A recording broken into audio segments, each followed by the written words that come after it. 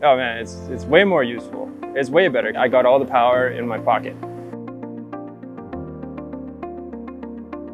We do every day would be being a pet, so we supply pet products towards the lower mainlands. The number one thing is safety. Can't worry about their safety first and foremost. I want to keep my guys safe. If there's any sort of accident and they need help, I'll get that straight to my phone straight away. If they're in a remote area, I can send help myself.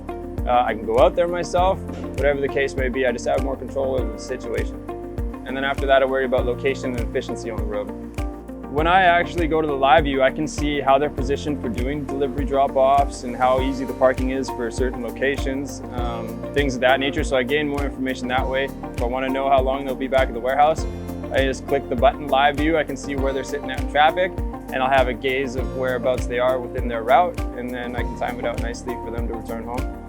Absolutely. I want that same control and that same weight lifted off my shoulder for every single fleet vehicle that we have under our company.